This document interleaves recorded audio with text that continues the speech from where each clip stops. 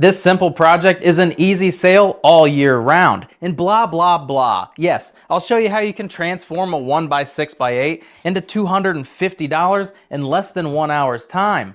But we need to talk about something first. There are far too many imposter builds for this project, flashing their supposed woodworking skills, and in fact, all it is smoke and mirrors.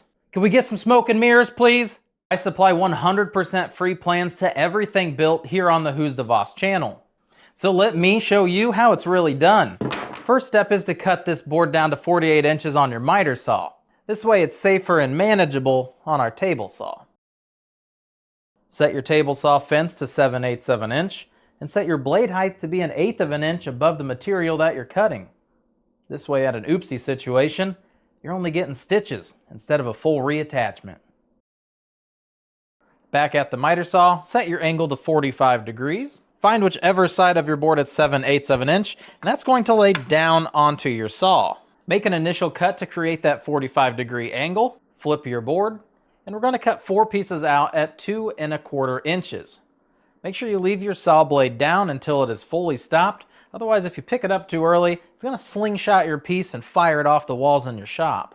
A quick way to test your miter saw angles might save you a little headache medication down the road.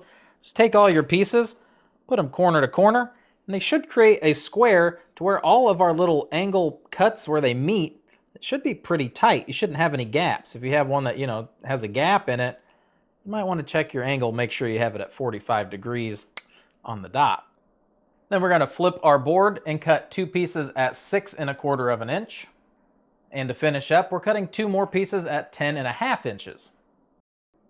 And you're going to repeat this for all 10 strips. And with the scrap leftovers, you're able to aid the neighborhood in a vampire attack, or you can cut out 2 more of these.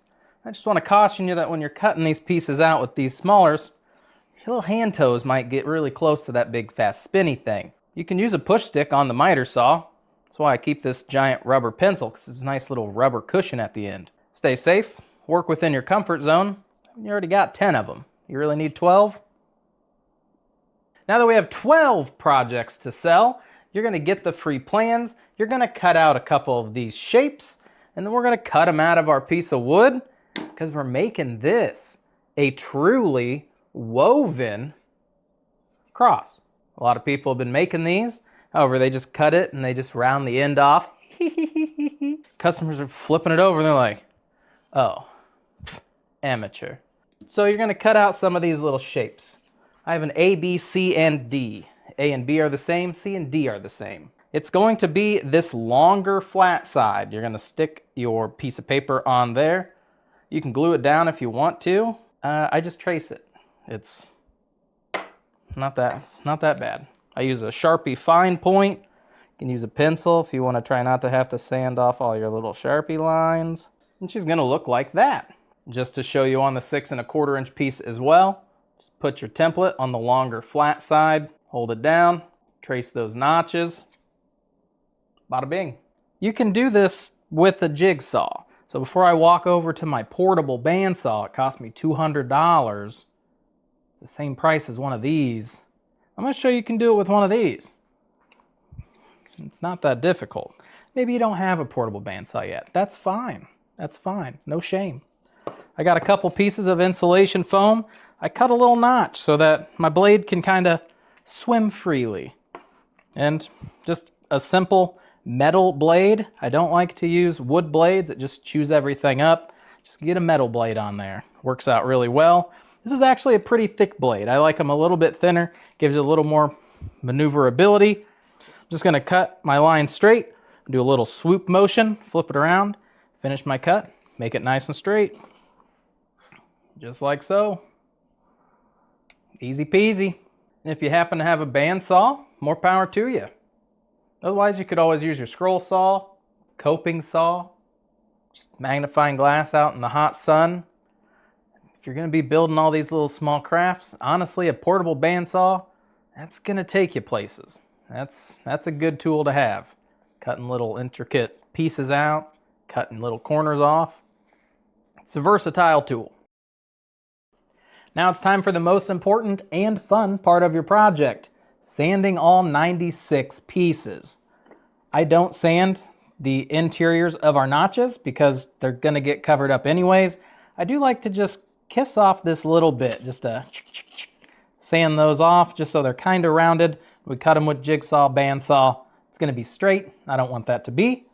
And then sand off, you know, any pin marks or any writing, anything going on. Get them all nice and smooth. Why don't you take that pile, okay? I'll be back in a minute. If you get done, just do this one. And then this one. I'll be back. Quick interruption. YouTube has recently dropped a new feature called Hype. It's a way that you can tell YouTube that I'm making banger content, and it helps my videos reach the masses. If you swipe left over the comment section, you're able to hype any of my content within the first 7 days of the original publication. And it would mean a lot to me if you extended that gesture of kindness. Back to the show. We are finally onto the assembly stage. Grab 2 of those 6-inch pieces, put them so the angles are both facing each other, and you're gonna grab 2 10-inch pieces, and guess what? Put them so both the angles are facing each other. You're just gonna take one of your guys, put him in the center there. This guy is gonna pick him up. Bada bing. Then using a Titebond 3, because why would I pick a different glue? There's some back there, but Titebond 3 is what I use for planter boxes. Seems like I have way too much on hand at all times. So that's what I use now. Could have put a good dollop on there. Let's kind of smear them around a little bit. And you're gonna see that in about a minute, all these little grain fibers, it's gonna soak up that glue. It's gonna almost appear dry. And what would happen if we just smacked this together right now is that glue would soak into the board and it wouldn't actually make contact to glue our 2 pieces together. So we're just gonna wait. You can already see this spot is completely dry. This is starting to get some around the edges. See those little dots that are forming in the center. If it doesn't stay milky, it starts to get this little dry consistency. Kind of move a little bit more of the glue around, put a little bit more glue on it. And moving production to the edge of the workbench, I'm gonna take one of those 2-inch pieces. I'm gonna put him right in the center using my fingers just to kind of keep these 2 boards nice and flush around the corners. Just like that, looks good. I am using a 23 gauge 1-inch pin nail. Pin nails are a little bit different than brad nails. They don't have a head, so they're a little more concealed. Once we put some stain on this, no one's even gonna know they're there. Putting one in the bottom of each, flipping them around. Looks pretty good. And then repeat that for these other 2 spots.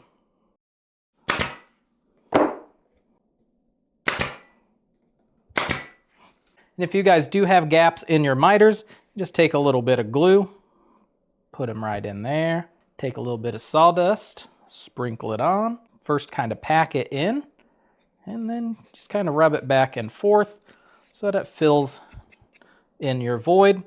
You sand that off, no one will be the wiser. Amateur. Then you're gonna repeat this step for the last 10 woven crosses. Chicken, you cool with using the pin nail for a minute? I'm gonna hit the little boy's room. Okay, yeah, just keep going until I get back. You wanna get him? Yeah, thanks. If you're looking for a really cool effect, take your torch.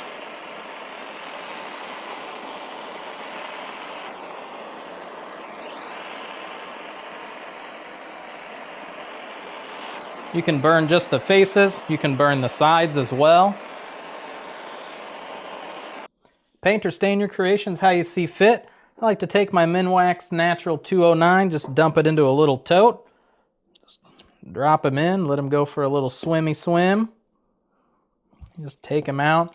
It's a heck of a lot quicker than trying to intricately paintbrush and getting all these little tiny crevice spots, and it's a little bit quicker. No, I don't wear a glove on my left hand. It's a lot of gloves in landfills, and try picking one of these up wearing gloves. You'll leave these weird little spots on it. Your fingers don't do that. So how many hallelujahs can you get from one single board? I'm talking paper money, people. The board cost me $6.99, electricity of 3 cents, blade usage 2 cents, See the description if you guys would like an in-depth mathematical figuring of how you can figure out how much those cost you in your shop. That's how much it costs for me. Glue, 20 cents. Nails, 6 cents. Stain, 30 cents because I dumped it in a big tub and these all took a little bath. Total $7.60 for production of these products. And when you file your taxes as a hobby, then you can start calculating your gas and mileage. That's when they're going to start asking you those questions. It's only me in the shop. I'm the only employee. That's a human being. I see you. I ship using USPS flat rate boxes. It's because FedEx is a 40-minute drive that way. UPS is a 45-minute drive that way. So UPS is in town. If it's made from pine, it is not going online. So I don't list these online. Just a lot of time for replies, taking images, packaging, trips to the post office, which are never convenient. If it's a cheaper project, it's just going to the craft show with me. That's where I do most of my selling. I do have an in-depth video on where to sell items. If you guys are looking for a platform to sell on, I sell the same product to myself, same price, see who pays me out the most at the end. It's a fun little video. I also have a video of when to sell products, so there's a helpful guide in there to when you should start actually planning, buying, getting ready to sell and make projects for holidays, seasonal, blah, blah, blah. Those are both two fun videos if you haven't watched those. So we were able to build 12 woven crosses. They're selling for $22 each, minus that $7.60. Brings me a take home of $256.40 per board. Takes me about an hour and a half just because of the intricacy of cutting out all the little shapes, and you have a lot of little pieces you have to glue together. So hour and a half, it's still over $100 per hour in your shop. So that's the show. If you guys want to make them out of some nicer hardwoods, be my guest. You want to do some little glued up inlays, make them look really fancy, that would be really sweet. Build a little base for them. That would be cool as well. You can use my templates up until you stop making them 3/4 of an inch thick. Then things start to get a little wonky. All right. See you guys. Bye.